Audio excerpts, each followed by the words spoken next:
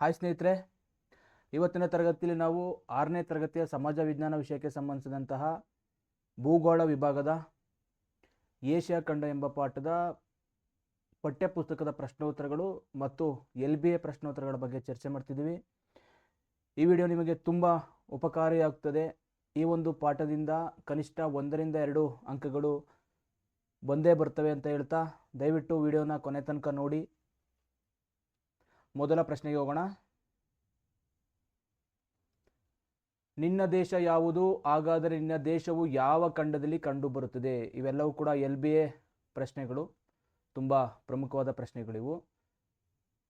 China Asia, England Europe, Bharat Asia, New Zealand Australia. ತುಂಬ ಸರಳವಾದ ಪ್ರಶ್ನೆ. ಭಾರತ ದೇಶ ಏಷ್ಯಾ ಖಂಡದಲ್ಲಿ ಇರುವಂಥದ್ದು, ಆಪ್ಷನ್ ಸಿ.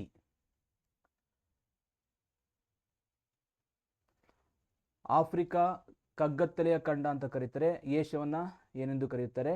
ವೈವಿಧ್ಯತೆಗಳ ಖಂಡ, ಸಮತಟ್ಟಾದ ಖಂಡ, ಪರ್ಯಾಯ ದ್ವೀಪ, ಸಂಶೋಧನೆಗಳ ಖಂಡ. ಆಫ್ರಿಕಾ ಕಗ್ಗತ್ತಲೆಯ ಖಂಡ, ಏಷ್ಯಾ ವೈವಿಧ್ಯತೆಯ ಖಂಡ, ಆಪ್ಷನ್ ಎ, ವೈವಿಧ್ಯತೆಯ ಖಂಡ. ಪರ್ಯಾಯ ದ್ವೀಪ ಎಂದರೆ ಸುತ್ತಲೂ ನೀರು, ಮಧ್ಯದಲ್ಲಿ ಭೂಭಾಗ ಇರುವುದು. ಸುತ್ತಲೂ ಭೂಭಾಗ, ಮಧ್ಯದಲ್ಲಿ ಜಲಭಾಗ ಇರುವಂಥದ್ದು. 3 ಕಡೆ ನೀರು ಇದ್ದು 1 ಕಡೆ ಭೂಭಾಗ ಹೊಂದಿರುವಂಥದ್ದು. 3 ಕಡೆ ಭೂಭಾಗ ಇದ್ದು 1 ಕಡೆ ಜಲಭಾಗ ಹೊಂದಿರುವಂಥದ್ದು ಪರ್ಯಾಯ ದ್ವೀಪ. ಭಾರತಕ್ಕೆ ಅಥವಾ ಭಾರತ ದೇಶ ಒಂದು ಪರ್ಯಾಯ ದ್ವೀಪ. 3 ಕಡೆ ನೀರನ್ನು ಹೊಂದಿರುವಂಥದ್ದು, 1 ಕಡೆ ಭೂಭಾಗವನ್ನು ಹೊಂದಿರುವಂಥದ್ದು. ಅಂತಹ ಪ್ರದೇಶಗಳನ್ನು ನಾವು ಪರ್ಯಾಯ ದ್ವೀಪ ಅಂತ ಕರಿತೀವಿ. ಭಾರತವು ಕೂಡ ಒಂದು ಪರ್ಯಾಯ ದ್ವೀಪ. 3 ಭಾಗದಲ್ಲಿ, ದಕ್ಷಿಣ, ಪೂರ್ವ, ಪಶ್ಚಿಮ ಭಾಗಗಳಲ್ಲಿ ನೀರಿನಿಂದ ಆವೃತವಾಗಿರುವಂಥದ್ದು. ಉತ್ತರ ಭಾಗದಲ್ಲಿ ಭೂಭಾಗ ಇರುವಂಥದ್ದು. ಓಕೆನಾ? ಕರ್ಕಾಟಕ ಸಂಕ್ರಾಂತಿ ವೃತ್ತವು ಭಾರತದ ಯಾವ ರಾಜ್ಯಗಳ ಮೂಲಕ ಹಾದು ಹೋಗುತ್ತದೆ? ಕರ್ಕಾಟಕ ಸಂಕ್ರಾಂತಿ ವೃತ್ತವು ಭಾರತದ ಯಾವ ರಾಜ್ಯಗಳ ಮೂಲಕ ಹಾದು ಹೋಗುತ್ತದೆ? ರಾಜಸ್ಥಾನ, ಉತ್ತರಾಖಂಡ, ಬಿಹಾರ, ಉತ್ತರ ಪ್ರದೇಶ, ಕರ್ನಾಟಕ, ಆಂಧ್ರ ಪ್ರದೇಶ, ತಮಿಳುನಾಡು, ಗೋವಾ, ಗುಜರಾತ್, ರಾಜಸ್ಥಾನ, ಮಧ್ಯಪ್ರದೇಶ, ತ್ರಿಪುರ, ಗುಜರಾತ್, ಮಹಾರಾಷ್ಟ್ರ, ತೆಲಂಗಾಣ, ತಮಿಳುನಾಡು. ಈ 4 ಆಯ್ಕೆಗಳಲ್ಲಿ ಆಪ್ಷನ್ ಸಿ, ಕರ್ಕಾಟಕ ಸಂಕ್ರಾಂತಿ ವೃತ್ತವು ಹಾದು ಹೋಗಿರುವಂಥ ಭಾರತದ ರಾಜ್ಯಗಳು ಗುಜರಾತ್, ರಾಜಸ್ಥಾನ, ಮಧ್ಯಪ್ರದೇಶ ಮತ್ತು ತ್ರಿಪುರ. ಆಪ್ಷನ್ ಸಿ ಸರಿಯಾದ ಉತ್ತರ. ವೆರಿ ಇಂಪಾರ್ಟೆಂಟ್ ಪ್ರಶ್ನೆ ಇದು, ಪರೀಕ್ಷೆಯಲ್ಲಿ ಬರುವಂಥ ಸಾಧ್ಯತೆ ತುಂಬ ಇದೆ. ಮುಂದಿನ ಪ್ರಶ್ನೆಗೆ ಹೋಗೋಣ. ಏಷ್ಯಾ ಖಂಡದ ಒಟ್ಟು ಭೌಗೋಳಿಕ ವಿಸ್ತೀರ್ಣ. ಏಷ್ಯಾ ಖಂಡ, ಇಡೀ ಖಂಡಗಳಲ್ಲಿ ಅತ್ಯಂತ ದೊಡ್ಡ ಖಂಡ ನಮ್ಮ ಏಷ್ಯಾ ಖಂಡ. ಎಷ್ಟು ಭೌಗೋಳಿಕ ವಿಸ್ತೀರ್ಣವನ್ನು ಹೊಂದಿದೆ? 44 ಮಿಲಿಯನ್ ಚದರ ಕಿಲೋಮೀಟರ್, 28 ಮಿಲಿಯನ್ ಕಿಲೋಮೀಟರ್, 44 ದಶಲಕ್ಷ ಚದರ ಕಿಲೋಮೀಟರ್, 44 ಚದರ ಕಿಲೋಮೀಟರ್.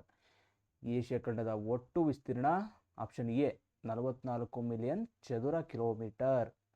ಇಷ್ಟು ವಿಶಾಲವಾದ ಭೂಪ್ರದೇಶವನ್ನು ಹೊಂದಿರುವಂತಹ ಖಂಡ, ವೈವಿಧ್ಯತೆಯ ಖಂಡ ಅಂತಲೂ ಕೂಡ ಕರೆಯುವಂಥದ್ದು ಏಷ್ಯಾ ಖಂಡವನ್ನು. ಕ್ಷೇತ್ರ ಮತ್ತು ಜನಸಂಖ್ಯೆ ಎರಡರಲ್ಲೂ ಕೂಡ ಏಷ್ಯಾದ ಚಿಕ್ಕ ದೇಶ ಯಾವುದು? ವಿಸ್ತೀರ್ಣದಲ್ಲಿ ಮತ್ತು ಜನಸಂಖ್ಯೆಯಲ್ಲಿ ಎರಡರಲ್ಲೂ ಕೂಡ ಏಷ್ಯಾ ಖಂಡದ ಅತಿ ಚಿಕ್ಕ ದೇಶ ಮಾಲ್ಡೀವ್ಸ್, ಮಯನ್ಮಾರ್, ಶ್ರೀಲಂಕಾ, ಭಾರತ. ಏಷ್ಯಾ ಖಂಡದಲ್ಲಿಯೇ ಅತ್ಯಂತ ಚಿಕ್ಕ ದೇಶ ಮಾಲ್ಡೀವ್ಸ್. ಆಪ್ಷನ್ ಎ ಸರಿಯಾದ ಉತ್ತರ, ಆಪ್ಷನ್ ಎ. ಏಷ್ಯಾ ಖಂಡವು ಯಾವ ಗೋಳಾರ್ಧದಲ್ಲಿದೆ? ಏಷ್ಯಾ ಖಂಡವು ಯಾವ ಗೋಳಾರ್ಧದಲ್ಲಿದೆ? ಪೂರ್ವ, ದಕ್ಷಿಣ, ಪಶ್ಚಿಮ, ಉತ್ತರ. ಏಷ್ಯಾ ಖಂಡವು ಇರುವಂತಹ ಗೋಳಾರ್ಧ ಆಪ್ಷನ್ ಡಿ, ಉತ್ತರ ಗೋಳಾರ್ಧ. ಉತ್ತರ ಗೋಳಾರ್ಧದಲ್ಲಿ ಏಷ್ಯಾ ಖಂಡವು ಇರುವಂಥದ್ದು. ಪ್ರಪಂಚದಲ್ಲಿಯೇ ಅತ್ಯಂತ ಎತ್ತರವಾದ ಶಿಖರ. ಎಲ್ಲ ಪರೀಕ್ಷೆಗಳಲ್ಲೂ ಕೂಡ ಸಾಮಾನ್ಯವಾಗಿ ಬರುವಂಥ ಪ್ರಶ್ನೆ ಇದು. ಅದರಲ್ಲೂ ಕೂಡ ಶಿಕ್ಷಕ ಪರೀಕ್ಷೆಗಳಲ್ಲಿ ಈ ಪ್ರಶ್ನೆ ಬರುವಂಥ ಸಾಧ್ಯತೆ ತುಂಬ ಇದೆ. Mount Godwin, mount Everest, mount Abu, Guru Shikhar. ಪ್ರಪಂಚದಲ್ಲಿ ಅತ್ಯಂತ ಎತ್ತರವಾದ ಶಿಖರ option B, mount Everest. Option B ಸರಿಯಾದ ಉತ್ತರ. ಪ್ರಪಂಚದಲ್ಲೇ ಹೆಚ್ಚು ಪೆಟ್ರೋಲಿಯಂ ಉತ್ಪಾದಿಸುವಂಥ ದೇಶ. ಪುಸ್ತಕದ ಆಧಾರದ ಮೇಲೆ ಇರುವಂಥ ಪ್ರಶ್ನೆಗಳು ಇವು. ಕೆಲವೊಂದು ಅಪ್ಡೇಟ್ ಆಗಿರ್ಬೋದು. ಓಕೆನಾ? ಪುಸ್ತಕದಲ್ಲಿರುವಂತಹ ಕ್ವಶನ್ಗಳು. Bharat, China, Iran, Saudi Arabia. ಪ್ರಪಂಚದಲ್ಲಿಯೇ ಅತಿ ಹೆಚ್ಚು ಪೆಟ್ರೋಲಿಯಂ ನಿಕ್ಷೇಪಗಳನ್ನು ಅಥವಾ ಉತ್ಪಾದಿಸುವಂತಹ ದೇಶ. ಸರಿಯಾದ ಉತ್ತರ ಸೌದಿ ಅರೇಬಿಯಾ. ಸೌದಿ ಅರೇಬಿಯಾವು ಪ್ರಪಂಚದಲ್ಲಿ ಅತಿ ಹೆಚ್ಚು ಪೆಟ್ರೋಲಿಯಂ ಉತ್ಪಾದಿಸುವಂತಹ ದೇಶ. ಭಾರತದ ಪ್ರಸ್ಥಭೂಮಿಯನ್ನ ಹೀಗೆಂದು ಕರೆಯುವರು. ಭಾರತದ ಪ್ರಸ್ಥಭೂಮಿಯನ್ನ ಹೀಗೆಂದು ಕರೆಯುವರು. ಶಾನ್, ಯುನ್ನಾನ್, ದಖನ್, ಅರೇಬಿಯಾ. ಭಾರತದ ಪ್ರಸ್ಥಭೂಮಿಯನ್ನ ದಖನ್ ಪ್ರಸ್ಥಭೂಮಿ ಅಂತ ಕರಿತೀವಿ. ಓಕೆನಾ? ದಖನ್ ಪ್ರಸ್ಥಭೂಮಿ ಅಂತ ಕರೆಯುವಂಥದ್ದು. ಈ ಕೆಳಗಿನ ಯಾವ ಪ್ರಸ್ಥಭೂಮಿಯು ಒಂದು ಪರ್ಯಾಯ ದ್ವೀಪ ಮತ್ತು ಶುಷ್ಕ ಪ್ರದೇಶವಾಗಿದೆ? ಅರೇಬಿಯಾ, ಶಾನ್, ಯುನ್ನಾನ್, ದಖನ್. ಒಂದು ಪರ್ಯಾಯ ದ್ವೀಪ ಮತ್ತು ಶುಷ್ಕ ಪ್ರದೇಶವಾಗಿರುವಂಥದ್ದು ಅರೇಬಿಯಾ. ಆಪ್ಷನ್ ಎ ಸರಿಯಾದ ಉತ್ತರ. ಪ್ರಪಂಚದ ಮೇಲ್ಛಾವಣಿ ಎಂದು ಈ ಪ್ರಸ್ಥಭೂಮಿಯನ್ನ ಕರೆಯುತ್ತಾರೆ. ಟಿಬೆಟ್, ಶಾನ್, ಅರೇಬಿಯಾ, ದಖನ್. ಪ್ರಪಂಚದ ಮೇಲ್ಛಾವಣಿ ಎಂದು ಕರೆಯುವಂತಹ ಪ್ರಸ್ಥಭೂಮಿ ಆಪ್ಷನ್ ಎ ಟಿಬೆಟ್ ಪ್ರಸ್ಥಭೂಮಿ. ಸ್ನೇಹಿತರೆ, ಇವೆಲ್ಲವೂ ಕೂಡ ನಿಮ್ಮ ಪರೀಕ್ಷೆಯ ದೃಷ್ಟಿಯಿಂದ ಅತ್ಯಂತ ಉಪಯುಕ್ತವಾದಂತಹ ಪ್ರಶ್ನೆಗಳಾಗ್ತವೆ. ದಯವಿಟ್ಟು ಎಲ್ಲವನ್ನು ಸರಿಯಾಗಿ ಒಂದು ಕಡೆ ನೋಟ್ಸ್ ಮಾಡಿಕೊಂಡು ನಿಮ್ಮ ಪ್ರಿಪರೇಷನನ್ನು ಮಾಡ್ತಾ ಹೋಗಿ. ಏಷ್ಯಾ ಮತ್ತು ಯುರೋಪ್ ಖಂಡವನ್ನು ಒಟ್ಟುಗೂಡಿಸಿ ಹೀಗೆನ್ನುವರು. ಏಷ್ಯೋಪಿಯಾ, ಯುರೋಪ್, ಯುರೇಷ್ಯಾ, ಯುರೋಪ್, ಏಷ್ಯಾ. ಎರಡು ಖಂಡಗಳನ್ನು ಒಟ್ಟಾಗಿ ಯುರೇಷ್ಯಾ ಅಂತ ಕರೆಯುವಂಥದ್ದು. ಏಷ್ಯಾ ಖಂಡ ಮತ್ತು ಯುರೋಪ್ ಖಂಡವನ್ನು ಒಟ್ಟುಗೂಡಿಸಿ ಯುರೇಷ್ಯಾ ಅಂತ ಕರೆಯುವಂಥದ್ದು. ಚೀನಾದಲ್ಲಿ ಹೇರಳವಾಗಿರುವಂತಹ ಖನಿಜ ಸಂಪನ್ಮೂಲ. ಚೀನಾದಲ್ಲಿ ಹೇರಳವಾಗಿರುವಂತಹ ಖನಿಜ ಸಂಪನ್ಮೂಲ ಕಲ್ಲಿದ್ದಲು, ಸುಣ್ಣದ ಕಲ್ಲು, ವಜ್ರ, ಪೆಟ್ರೋಲಿಯಂ. ಚೀನಾದಲ್ಲಿ ಹೇರಳವಾಗಿರುವಂತಹ ಖನಿಜ ಸಂಪನ್ಮೂಲ ಕಲ್ಲಿದ್ದಲು. Option A. ಆಪ್ಷನ್ ಎ ಸರಿಯಾದ ಉತ್ತರ.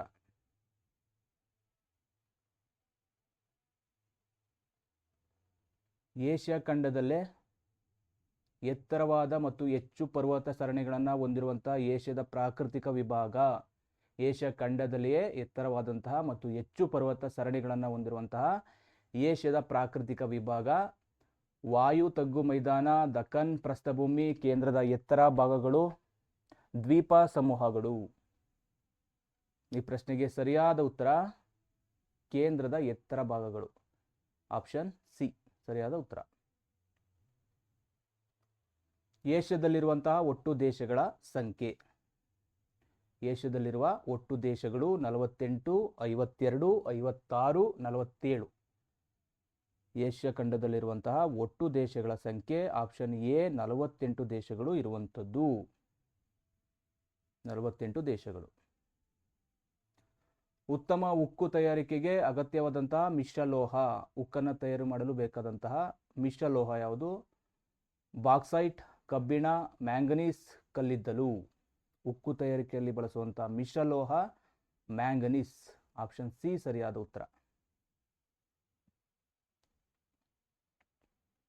ಏಷ್ಯಾದ ಜನಸಾಂದ್ರತೆ.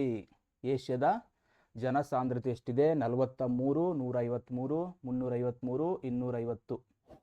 ಏಷ್ಯಾದ ಜನಸಾಂದ್ರತೆ ಆಪ್ಷನ್ ಬಿ 153.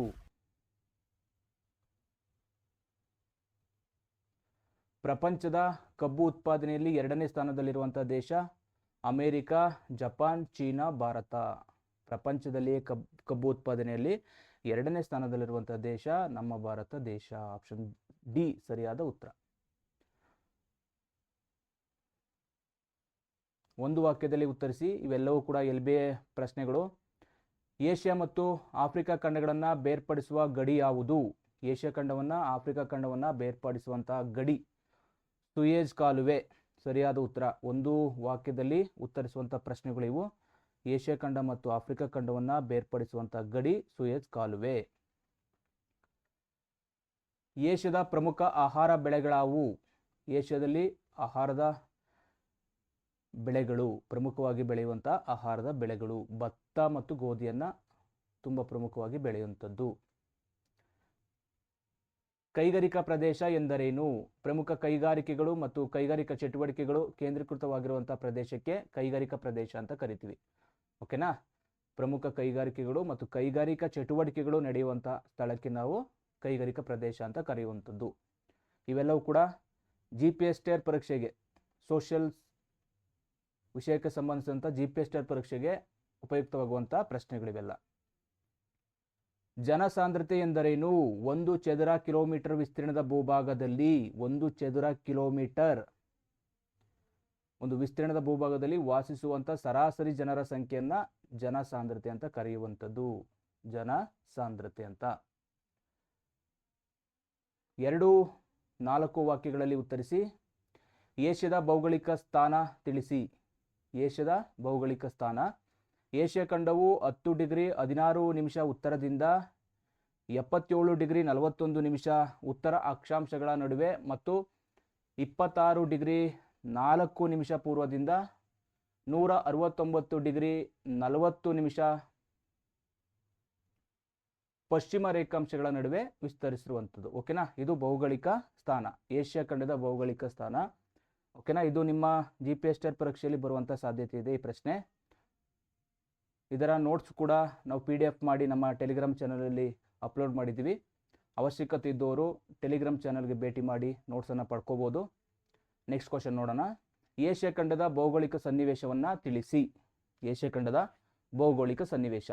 ಏಷ್ಯಾದ ಉತ್ತರದಲ್ಲಿ ಆರ್ಕ್ಟಿಕ್ ಸಾಗರ, ಪೂರ್ವದಲ್ಲಿ ಪೆಸಿಫಿಕ್ ಸಾಗರ, ದಕ್ಷಿಣದಲ್ಲಿ ಹಿಂದೂ ಮಹಾಸಾಗರ ಮತ್ತು ಪಶ್ಚಿಮದಲ್ಲಿ ಯುರೋಪ್ ಖಂಡಗಳಿವೆ. ನಮ್ಮ ಏಷ್ಯಾದ 4 ದಿಕ್ಕುಗಳಲ್ಲಿ ಉತ್ತರ ದಿಕ್ಕಿನಲ್ಲಿ ಆರ್ಕಿಡ್ ಸಾಗರ ಇದೆ, ಪೂರ್ವ ದಿಕ್ಕಿನಲ್ಲಿ ಪೆಸಿಫಿಕ್ ಸಾಗರ ಇದೆ, ದಕ್ಷಿಣದಲ್ಲಿ ಹಿಂದೂ ಮಹಾಸಾಗರದಿಂದ ಆವೃತ್ತಿಯಾಗಿರುವಂಥದ್ದು, ಪಶ್ಚಿಮದಲ್ಲಿ ಯುರೋಪ್ ಖಂಡ ಇರುವಂಥದ್ದು. ಓಕೆನಾ? ಏಷ್ಯಾ ಖಂಡದಲ್ಲಿ ಹಾದು ಹೋಗುವ ಪ್ರಮುಖ ಅಕ್ಷಾಂಶಗಳು ಯಾವುವು? ಏಷ್ಯಾ ಖಂಡದ ಮೇಲೆ ಹಾದು ಹೋಗುವಂಥ ಪ್ರಮುಖ ಅಕ್ಷಾಂಶಗಳು ಭೂಮಧ್ಯ ರೇಖೆ, ಕರ್ಕಾಟಕ ಸಂಕ್ರಾಂತಿ ವೃತ್ತ ಮತ್ತು ಆರ್ಕಿಡ್ ವೃತ್ತಗಳು ಏಷ್ಯಾದ ಮೂಲಕ ಹಾದು ಹೋಗುವಂಥ ಪ್ರಮುಖ ಅಕ್ಷಾಂಶಗಳು. ನೆನಪಿರಲಿ, ಭೂಮಧ್ಯ ರೇಖೆ, ಕರ್ಕಾಟಕ ಸಂಕ್ರಾಂತಿ ವೃತ್ತ, ಆರ್ಕಿಡ್ ವೃತ್ತಗಳು ಇವು ಪ್ರಮುಖವಾಗಿ ಹಾದು ಹೋಗುವಂಥದ್ದು. ಏಷ್ಯಾದ ಪ್ರಾದೇಶಿಕ ವಿಭಾಗಗಳು ಯಾವುವು? ಏಷ್ಯಾವನ್ನು ಪ್ರಾದೇಶಿಕವಾಗಿ ವಿಭಾಗ ಮಾಡಿದ್ವಿ, ಅದು ಯಾವುದ್ಯಾವುದು ಅಂತ. ಪೂರ್ವ ಏಷ್ಯಾ, ಆಗ್ನೇಯ ಏಷ್ಯಾ, ದಕ್ಷಿಣ ಏಷ್ಯಾ, ನೈಋತ್ಯ ಏಷ್ಯಾ ಮತ್ತು ಮಧ್ಯ ಏಷ್ಯಾ. 5 ಪ್ರಾದೇಶಿಕ ವಿಭಾಗಗಳನ್ನು ಮಾಡಿರುವುದು. ಪೂರ್ವ ಏಷ್ಯಾ, ಆಗ್ನೇಯ ಏಷ್ಯಾ, ದಕ್ಷಿಣ ಏಷ್ಯಾ, ನೈಋತ್ಯ ಏಷ್ಯಾಗಳು ಮತ್ತು ಮಧ್ಯ ಏಷ್ಯಾ. ಓಕೆನಾ? ದಕ್ಷಿಣ ಏಷ್ಯಾದ ರಾಷ್ಟ್ರಗಳನ್ನು ಹೆಸರಿಸಿ. ಭಾರತ, ಬಾಂಗ್ಲಾದೇಶ, ಭೂತಾನ್, ನೇಪಾಳ, ಪಾಕಿಸ್ತಾನ, ಶ್ರೀಲಂಕಾ, ಮಾಲ್ಡೀವ್ಸ್. ಇಷ್ಟು ದಕ್ಷಿಣ ಏಷ್ಯಾದ ರಾಷ್ಟ್ರಗಳು. ಇನ್ನೊಮ್ಮೆ ನೋಡಿ, ಭಾರತ, ಬಾಂಗ್ಲಾದೇಶ, ಭೂತಾನ್, ನೇಪಾಳ, ಪಾಕಿಸ್ತಾನ, ಶ್ರೀಲಂಕಾ, ಮಾಲ್ಡೀವ್ಸ್. ಇಷ್ಟು ರಾಷ್ಟ್ರಗಳು ದಕ್ಷಿಣ ಏಷ್ಯಾದಲ್ಲಿ ಕಂಡುಬರುವಂಥದ್ದು. ಏಷ್ಯಾ ಖಂಡದ ನದಿಗಳ ವ್ಯವಸ್ಥೆಯನ್ನು ತಿಳಿಸಿ. ಏಷ್ಯಾ ಖಂಡದ ನದಿಗಳ ವ್ಯವಸ್ಥೆ. ಏಷ್ಯಾದ ನದಿಗಳನ್ನು ಪ್ರಮುಖವಾಗಿ 4 ಗುಂಪುಗಳಾಗಿ ವಿಂಗಡಿಸಲಾಗಿದೆ. ಹಿಂದೂ ಮಹಾಸಾಗರ ಸೇರುವಂಥ ನದಿಗಳು, ಪೆಸಿಫಿಕ್ ಸಾಗರ ಸೇರುವಂಥ ನದಿಗಳು, ಆರ್ಕ್ಟಿಕ್ ಸಾಗರ ಸೇರುವಂಥ ನದಿಗಳು, ಒಳನಾಡಿನ ನದಿಗಳು. ಈ 4 ಏಷ್ಯಾ ಖಂಡದ ಪ್ರಮುಖ ನದಿ ವ್ಯವಸ್ಥೆಗಳು. ಪೆಟ್ರೋಲಿಯಂ ಉತ್ಪಾದಿಸುವ ಏಷ್ಯಾದ ದೇಶಗಳನ್ನು ಹೆಸರಿಸಿ. ಪೆಟ್ರೋಲಿಯಂ ಅನ್ನು ಉತ್ಪಾದಿಸುವಂಥ ಪ್ರಮುಖ ಏಷ್ಯಾದ ದೇಶಗಳು. ಸೌದಿ ಅರೇಬಿಯಾ ಪ್ರಪಂಚದಲ್ಲಿ ಅತಿ ಹೆಚ್ಚು ಪೆಟ್ರೋಲಿಯಂ ಉತ್ಪನ್ನವನ್ನು ಉತ್ಪಾದಿಸುವಂಥ ದೇಶ. Iran, Iraq, Kuwait, UAE, Indonesia, Russia. ಇವೇ ಪ್ರಮುಖ ಏಷ್ಯಾದ ಪೆಟ್ರೋಲಿಯಂ ಉತ್ಪಾದಿಸುವಂತಹ ದೇಶಗಳು. 6-8 ವಾಕ್ಯಗಳಲ್ಲಿ ಉತ್ತರಿಸಿ. ಏಷ್ಯಾ ಖಂಡದ ಪ್ರಾಕೃತಿಕ ಲಕ್ಷಣಗಳನ್ನು ವಿವರಿಸಿ. ಇವೆಲ್ಲವೂ ಕೂಡ ನಿಮಗೆ GPS ಪರೀಕ್ಷೆಗೆ ಯೂಸ್ ಆಗುವಂಥದ್ದು. ಏಷ್ಯಾವನ್ನು 5 ಪ್ರಾಕೃತಿಕ ವಿಭಾಗಗಳಾಗಿ ವಿಂಗಡಿಸಲಾಗಿದೆ. ವಾಯುವ್ಯ ತಗ್ಗು ಮೈದಾನಗಳು, ಇದನ್ನು ನಾವು ಸೈಬೀರಿಯಾ ಮೈದಾನ ಅಂತಲೂ ಕೂಡ ಕರಿತೀವಿ. ಇನ್ನೊಂದು ಕೇಂದ್ರದ ಎತ್ತರದ ಭಾಗಗಳು, ಇಲ್ಲಿ ಹಿಮಾಲಯದಂತಹ ಎತ್ತರದ ಪರ್ವತಗಳಿರುವಂಥದ್ದು. ದಕ್ಷಿಣ ಪ್ರಸ್ಥಭೂಮಿಗಳು, ಅರೇಬಿಯಾ, ದಕ್ಕನ್ ಮುಂತಾದ ಹಳೆಯ ಪ್ರಸ್ಥಭೂಮಿಗಳಿರುವಂತಹ ಒಂದು ಪ್ರದೇಶ. ನದಿಗಳ ಮಹಾಮೈದಾನಗಳು, ಅದಕ್ಕೆ ಉದಾಹರಣೆಗಳು ಸಿಂಧು, ಗಂಗಾ, ಯಾಂಗ್ಟೆ ನದಿಗಳ ಫಲವತ್ತಾದ ಬಯಲುಗಳು. ದ್ವೀಪ ಸಮೂಹಗಳು, ಜಪಾನ್, ಫಿಲಿಪೈನ್ ಅಂತಹ ಸಾವಿರಾರು ದ್ವೀಪಗಳು ಇರುವಂಥದ್ದು. ಇವು 5 ಏಷ್ಯಾ ಖಂಡದ ಪ್ರಾಕೃತಿಕ ಲಕ್ಷಣಗಳನ್ನು 5 ಭಾಗಗಳಾಗಿ ವಿಂಗಡಿಸಲಾಗಿರುವಂಥದ್ದು. ಓಕೆನಾ? Next question. ಏಷ್ಯಾ ಖಂಡದ ಸ್ವಾಭಾವಿಕ ಸಸ್ಯವರ್ಗದ ವಿಧಗಳನ್ನು ಬರೆಯಿರಿ. ಸ್ವಾಭಾವಿಕ ಸಸ್ಯವರ್ಗ, ಯಾವ ಸಸ್ಯವರ್ಗ ಏಷ್ಯಾ ಖಂಡದಲ್ಲಿ ಇರುವಂಥದ್ದು? ಆ ಒಂದು ಸಸ್ಯವರ್ಗಗಳನ್ನು 7 ವಿಧದಲ್ಲಿ ವರ್ಗೀಕರಿಸಲಾಗಿದೆ. ಒಂದನೇದು ಟಂಡ್ರ ಸಸ್ಯವರ್ಗ, ಶಂಕುಧಾರಿ ಅರಣ್ಯ. 2ನೇದು. 3ನೇದು ಸಮಶೀತೋಷ್ಣ ವಲಯದ ಹುಲ್ಲುಗಾವಲು ಅಥವಾ ಸ್ಟೆಪ್ಪಿ ಅಂತಲೂ ಕೂಡ ಕರಿತೀವಿ. ಮತ್ತೊಂದು ಮರುಭೂಮಿ ಸಸ್ಯವರ್ಗ, ಮಾನ್ಸೂನ್ ಕಾಡುಗಳು, ಸಮಭಾಜಕ ವೃತ್ತದ ಅರಣ್ಯಗಳು, ಮೆಡಿಟೇರಿಯನ್ ಸಸ್ಯವರ್ಗ. ಇವು 5 ಪ್ರಮುಖ ಸಸ್ಯವರ್ಗಗಳು ಏಷ್ಯಾ ಖಂಡದಲ್ಲಿ ಕಂಡುಬರುವಂಥದ್ದು. ಮತ್ತೊಮ್ಮೆ ಹೇಳ್ತೀನಿ ನೋಡಿ. ಟಂಡ್ರ ಸಸ್ಯವರ್ಗ, ಶಂಕುಧಾರಿ ಅರಣ್ಯ ಅಥವಾ ಟೈಗಾ ಅಂತ ಕರಿತೀವಿ. ಸಮಶೀತೋಷ್ಣ ವಲಯದ ಹುಲ್ಲುಗಾವಲು, ಅದನ್ನು ಸ್ಟೆಫಿ ಅಂತಲೂ ಕೂಡ ಕರಿತೀವಿ. ಮರುಭೂಮಿ ಸಸ್ಯವರ್ಗಗಳು, ಮಾನ್ಸೂನ್ ಕಾಡುಗಳು, ಸಮಭಾಜಕ ವೃತ್ತದ ಅರಣ್ಯಗಳು, ಮೆಡಿಟೇರಿಯನ್ ಸಸ್ಯವರ್ಗ. ಇದು ಏಷ್ಯಾ ಖಂಡದಲ್ಲಿ ಕಂಡುಬರುವಂಥ ಸಸ್ಯವರ್ಗಗಳು. ಭಾರತದ ಕೈಗಾರಿಕಾ ಪ್ರದೇಶಗಳನ್ನು ಬರೆಯಿರಿ. ಭಾರತದಲ್ಲಿರುವಂಥ ಕೈಗಾರಿಕಾ ಪ್ರದೇಶಗಳು: ಹೂಗ್ಲಿ ಕೋಲ್ಕತ್ತಾ, ಮುಂಬೈ ಪುಣೆ, ಅಹಮದಾಬಾದ್ ವಡೋದರ, ಮಧುರೈ ಕೊಯಮತ್ತೂರು, ಚೋಟನಾಗಪುರ, ದೆಹಲಿ ಮೀರತ್, ವಿಶಾಖಪಟ್ಟಣಂ ಗುಂಟೂರು, ಕೊಲ್ಲಂ ತಿರುವನಂತಪುರ. ಪ್ರಮುಖವಾಗಿ 8 ಕೈಗಾರಿಕಾ ಪ್ರದೇಶಗಳನ್ನು ಇಲ್ಲಿ ನೀಡಲಾಗಿದೆ. ಓಕೆನಾ? ಇಷ್ಟು ಬರೆದ್ರೆ ಸಾಕು. ಭಾರತದ ಪ್ರಮುಖ ಕೈಗಾರಿಕಾ ಪ್ರದೇಶಗಳು. ಮತ್ತೊಂದು ಪ್ರಶ್ನೆ: ಏಷ್ಯಾದ ಯಾವ ಭಾಗಗಳಲ್ಲಿ ವಿರಳ ಜನಸಂಖ್ಯೆ ಕಂಡುಬರುತ್ತದೆ, ಏಕೆ? ಯಾವ ಭಾಗದಲ್ಲಿ ಕಡಿಮೆ ಜನಸಂಖ್ಯೆ ಇದೆ, ಅದಕ್ಕೆ ಕಾರಣ ಏನು ಅಂತ.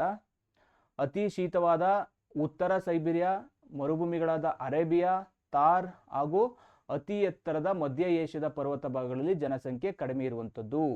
ಏನಕ್ಕೆ ಕಾರಣ ಅಂತಂದರೆ, ಅತಿರೇಕದ ಹವಾಮಾನ, ಅಂದರೆ ಅತಿಯಾದ ಚಳಿ ಅಥವಾ ಶಾಖದಿಂದ ಇರುವಂಥ ಪ್ರದೇಶ, ಅಲ್ಲಿ ಮನುಷ್ಯರಿಗೆ ವಾಸ ಮಾಡಲಿಕ್ಕೆ ತುಂಬ ಕಷ್ಟ ಆಗುವಂಥದ್ದು.